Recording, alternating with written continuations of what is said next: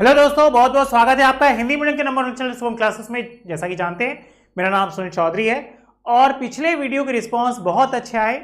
बच्चों का क्या नाम था, सर ये चैप्टर मुझे बहुत अच्छे से क्लियर हो रहा है, आप इसी वजह से पढ़ाइए। तो बिल्कुल बच्चों, आपकी डिमांड के अनुसार हम बिल्कुल ऐसे ही पढ़ाएंगे।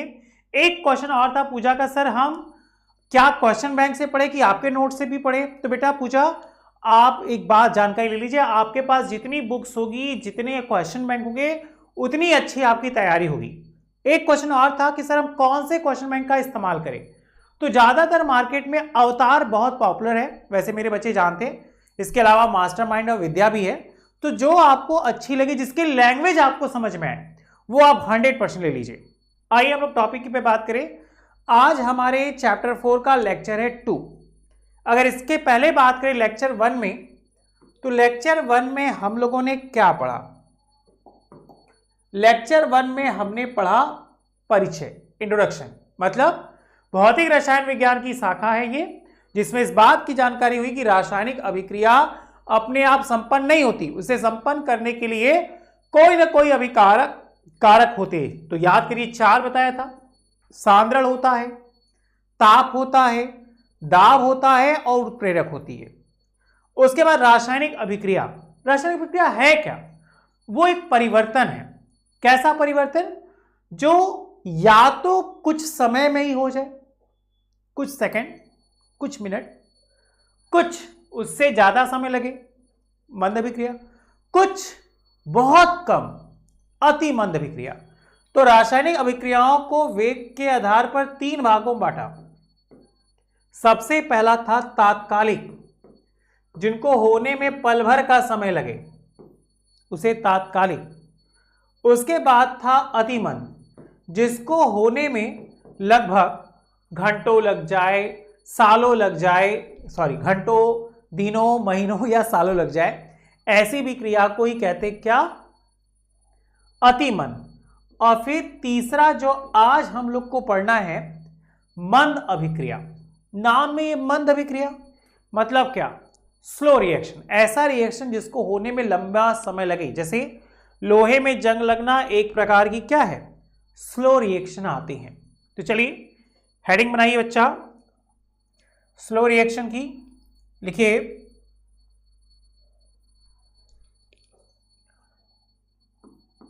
Slow reaction. अगर हम स्लो रिएक्शन की बात करें तो लिखिए वे अभिक्रियाएं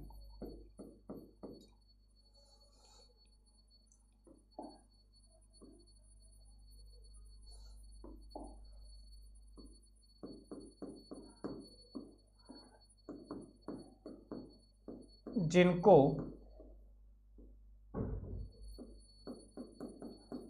होने में समय लगता है, या तो अत्यधिक, याद करो, अत्यधिक समय लगता है, मंद अभिक्रिया कहलाती है। अभिक्रिया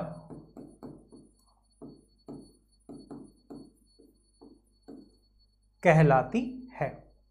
अगर हम इन अभिक्रियाओं की बात करें, ये मंद अभिक्रियाओं की, तो सामान्यतः जो भी आणविक अभिक्रिया है, सामान्यतः आणविक अभिक्रिया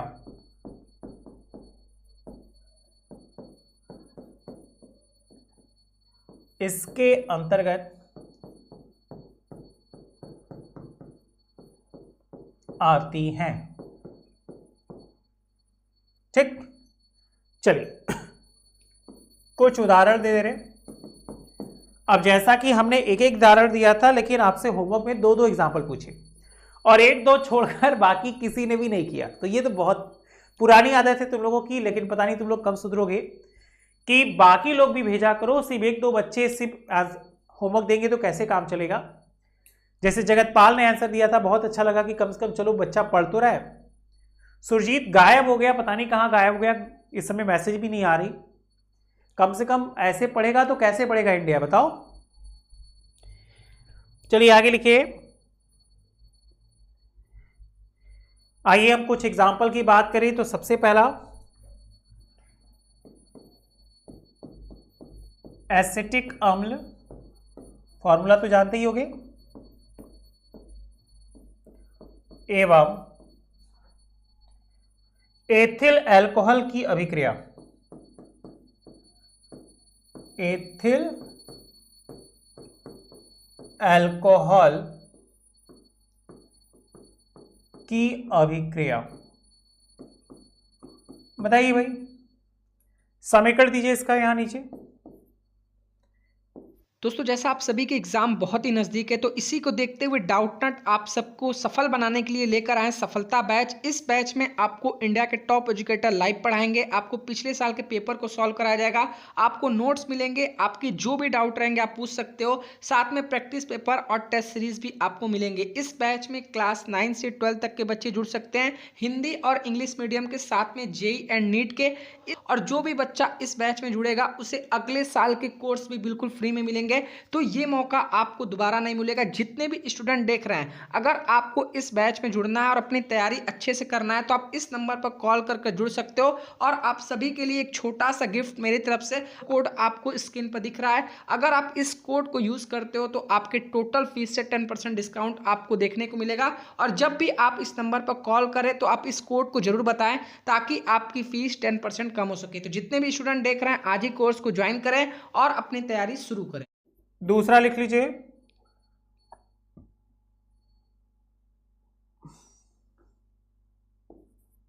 हाइड्रोजन परऑक्साइड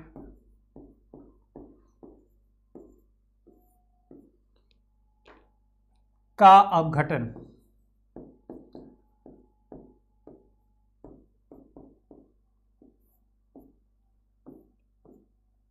तीसरा, समीकरण यहां देना है, नाइट्रोजन पेंटॉक्साइड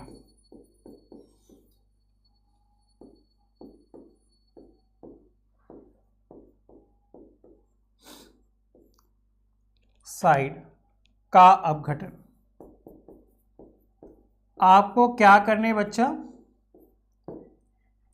इन तीनों के समीकरण देने हैं और हम आपको सिर्फ देंगे 2 मिनट्स। करिए। सबसे पहला क्या है, एसिटिक अम्ल है। एसिटिक अम्ल की क्रिया करानी किसके साथ, अल्कोहल के साथ। कराइए, बताइए क्या बनेगा। उसके बाद जो दूसरा है वो हाइड्रोजन पेंटॉक्साइड का क्या करना है, अपघटन कराना है, क्या बनेगा। और जो तीसरा है वो नाइट्रोजन पेंटॉक्साइड का अपघटन कराना है। आपको क्या करना है, रासायनिक समीकरण देना है कि कैसे वो अभिक्रियाएं होंगी। ठीक,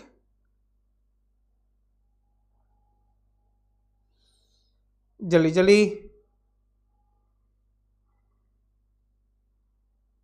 जितनी जल्दी कर लेंगे उतनी जल्दी क्लियर होगा, उतनी जल्दी हम लोग आगे चलेंगे।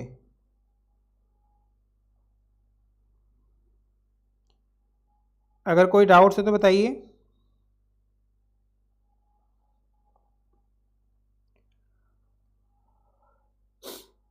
आ रहा है कोई डाउट्स?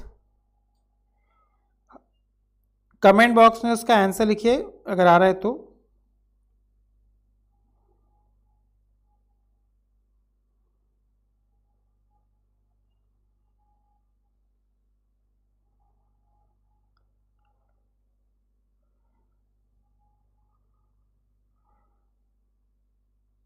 नहीं आ रहा है? चलिए हम आगे बताते हैं, लग रहा है अब काफी टाइम लगा देंगे। आंसर लिखिए बच्चा। हम लोग के पास था एसिटिक अम्ल, फॉर्मूला नहीं याद है इसलिए नहीं हो पा रहा था। CH3COOH, इसकी क्रिया किसके साथ, एथिल अल्कोहल। याद करिए, ये वही है जिसके इस्तेमाल से व्यक्ति जो है सुषुप्ता अवस्था में चला जाता है, मतलब C2H5OH। अब यहां भी ब्रेक होगा CH3COO और इसको ब्रेक कर कर बना देगा क्या, एसीटेट, CH3COO C2H5, इसको हम एथिल एसीटेट या एस्टर के नाम से जानते हैं, एग्जाम में पूछा जाएगा। अब वहां OH बचा, यहां H बचा, तो क्या हो गया, H2O। तो ये कैसी अभिक्रिया हो गई, ये हो गई तुम्हारी मंद अभिक्रिया, बताइए। उसके बाद हाइड्रोजन पेरोक्साइड का फॉर्मूला बच्चा छोटा सा H2O2, ये हो गया हमारा क्या, हाइड्रोजन पेरोक्साइड। अब हाइड्रोजन पेरोक्साइड को ब्रेक करोगे तो दो चीजें बनेंगी, एक बचेगा H2O और दूसरा बनेगा क्या, O2। देखिए बैलेंस नहीं है, यहां पे 2 ही ऑक्सीजन है और यहां 3 ऑक्सीजन हो गया, तो पहले 2 यहां लगा दो तो देखो 4 हो गया, 4 होते ये भी जल की मात्रा बढ़ गई तो 2 यहां लगा दो, बैलेंस। उसके बाद कह रहे हैं नाइट्रोजन पेंटॉक्साइड, मतलब N2O5। अब नाइट्रोजन पेंटॉक्साइड को तोड़ो तो क्या बना, NO2 और O2,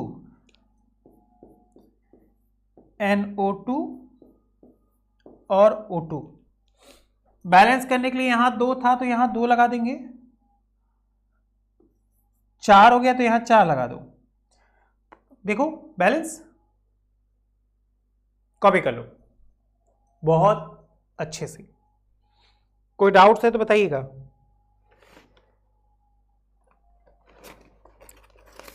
फास्ट चलिए, नेक्स्ट हेडिंग आपको बनानी है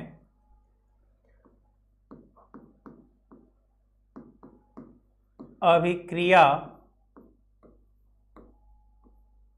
की दर या वेग।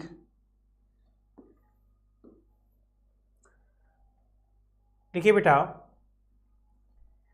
ध्यान से, वह दर जिस पर समय के साथ साथ अभिकारक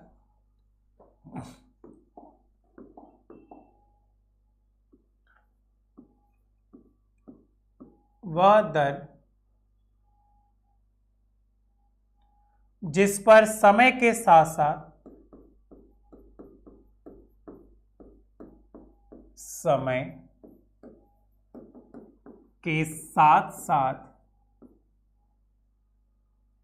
अभिकारक या उत्पाद पदार्थों का सांद्रण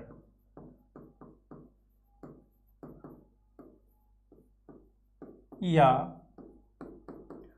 उत्पाद पदार्थ का सांद्रण, उत्पाद पदार्थ का सांद्रण परिवर्तित होता है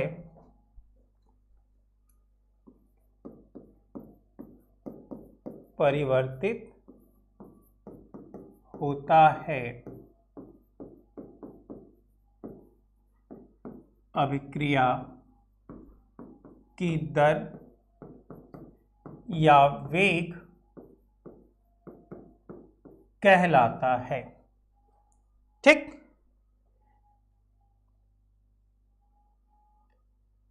अगर सवाल होगा कि अभिक्रिया को हम दिखाएंगे कैसे, तो अभिक्रिया का वेग 2 प्रकार से व्यक्त किया जाता है, इसको याद करिए। अभिक्रिया का वेग 2 प्रकार से व्यक्त करते हैं। जैसे नंबर 1, देखिए बेटा, किसी एक अभिकारक की सांद्रता में किसी एक अभिकारक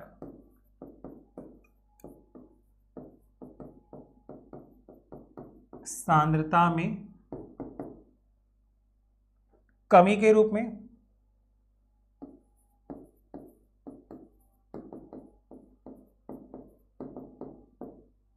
दूसरा किसी एक उत्पाद की सांद्रता में वृद्धि के रूप में, किसी एक उत्पाद की सांद्रता में वृद्धि के रूप में। क्योंकि मेरे बच्चे जानते हैं कि अभिकारक उत्पाद के क्या होता है, बराबर होता है, और रासायनिक अभिक्रिया में अभिकारक उत्पाद एक दूसरे के बराबर होना चाहिए। अगर एक कमी होगा तो दूसरा बढ़ जाएगा, दूसरा बढ़ेगा तो पहला कमी हो जाएगा। बताइए क्या ये बात समझ में आई? इसी तरह अगर कोई हमसे पूछे कि अभिक्रिया का वेग क्या होता है, तो याद रखिएगा कि अभिक्रिया का वेग बराबर अभिक्रिया के फलस्वरूप अभिकारक के सांद्रण में कमी, अभिक्रिया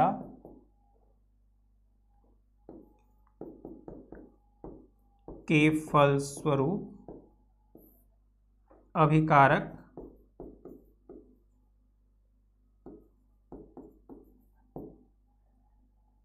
के सांद्रण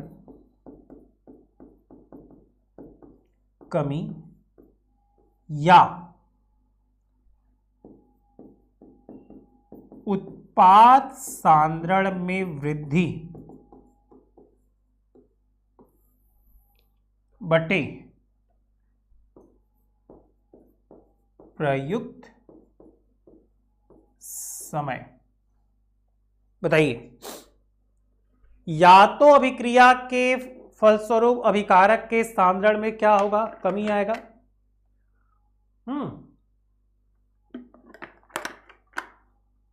और या तो क्या होगा, उनकी जो सांद्रता है उसमें उत्पाद में वृद्धि हो जाएगी। अप्रयुक्त समय, अगर आपको याद होगा तो इन्हीं को x/t से दिखाते हैं।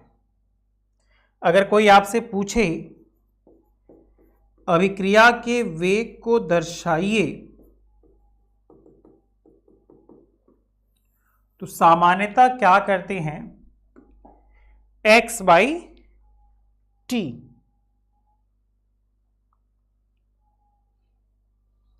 ठीक, समझ में आ गई? अभिक्रिया का वेग x/t। अब एक छोटी सी टॉपिक पूछी जाएगी, मात्रक बताइए। तो इसका मात्रक जो यूनिट है, ऊपर तो क्या हो गया, x मतलब सांद्रण, और हम लोग जानते हैं कि जो सांद्रण होता है उसका जो मात्रक होता है वो मोल प्रति लीटर है कि नहीं, मोल प्रति लीटर। और t समय का मात्रक हम लोग बहुत अच्छे से जानते हैं, सेकंड। तो किसका, अभिक्रिया के वेग का मात्रक, अभिक्रिया के वेग का मात्रक क्या होगा? बताओ, एक छोटा सा फिर से हिंट दे रहे हैं, बताओ बेटा।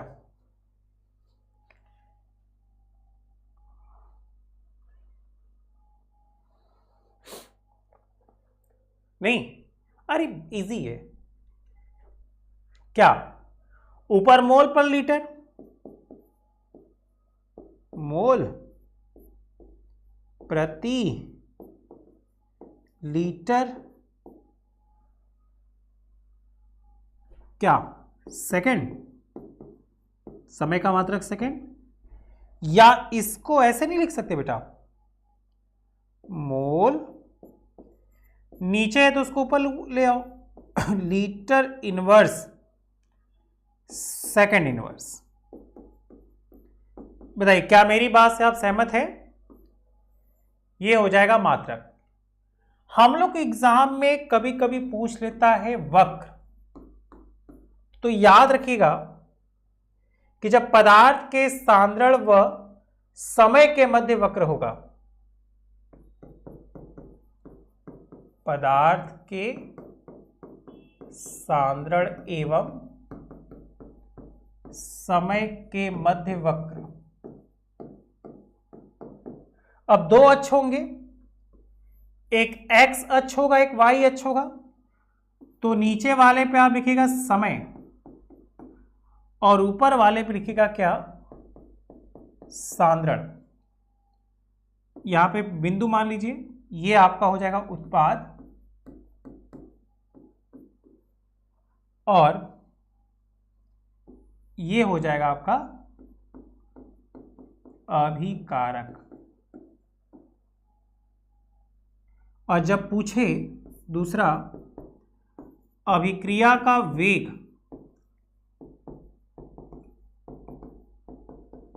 एवं समय के मध्य वक्र, तब बनाएगा इसे। नीचे सेम, नीचे तो समय ही रखना है, नो चेंज, टी से दिखाएंगे। ऊपर जो है अभिक्रिया का वेग दिखा दीजिएगा और इसके बीच जो वक्र बढ़ता है वो ढाल। याद करिए, आपके एग्जाम में पूछे जाएंगे, इसलिए इनको अच्छे से कॉपी कर लीजिए। अगर आपके कोई भी डाउट्स है तो प्लीज मुझे जरूर बताइए बच्चा, क्योंकि आपके डाउट को सॉल्व करना है। आपके बोर्ड एग्जाम में पूछा जाएगा अभिक्रिया का वेग क्या है, उसका मात्रक क्या होता है, अभिक्रिया के वेग के मध्य का वक्र क्या होता है। ठीक है, चलिए एक छोटी सी हेडिंग बनाते हैं, क्या, टाइप्स, प्रकार। किसका, अभिक्रिया के वेग का।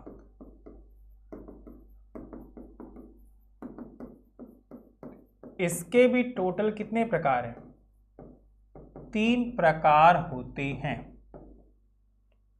सबसे पहला औसत वेग,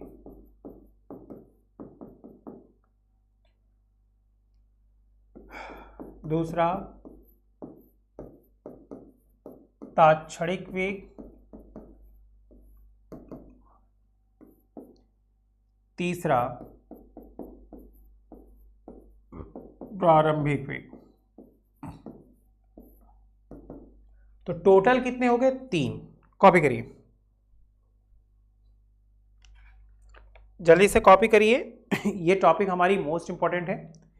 आपको एक छोटा सा काम दे रहे हैं कि सिर्फ औसत वेग का फॉर्मूला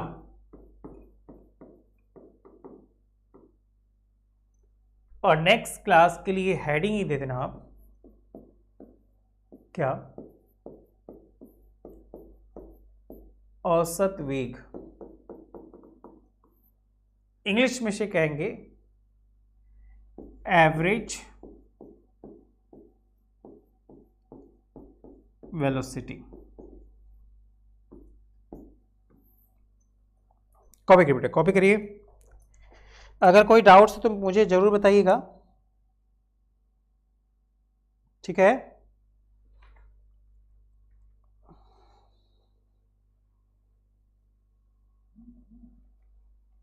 समझ में आ रहा है? आप देखो कि आपके बहुत सारे क्वेश्चन इन्हीं के बेस पे हैं। तो आइए थोड़ा सा रिवीजन कर ले जाए। आज की क्लास हम लोग स्टार्ट कहाँ से किए थे? हम लोग की क्लास स्टार्ट हुई थी यहाँ से। आज लेक्चर 2 है हमारा, क्या, रासायनिक बलगतिकी। परिचय देख लिया, रासायनिक अभिक्रिया देख ली, रासायनिक अभिक्रिया के वेग के प्रकार देख लिए। तो अगर वेग पूछेगा तो भी ये 3, ये अभिक्रिया, 2 एग्जाम्पल जो आप नहीं बताए, बहुत अच्छा किए। उसके बाद मंद अभिक्रिया देखिए, वे अभिक्रियाएं जिनको होने में अत्यधिक समय लगे। जाहिर सी बात है, मंद, स्लो। स्लो का मतलब क्या, धीरे। मतलब एक बैग ना हो, होने में क्या हो, काफी अधिक समय लगे, तो ऐसी अभिक्रिया को मंद अभिक्रिया। ये 3 मोस्ट इंपॉर्टेंट है, ये तीनों पिछले 2015 से 2019 के बीच में आए हुए क्वेश्चन है, इसलिए बोले कि इसको आप कॉपी कर लीजिए।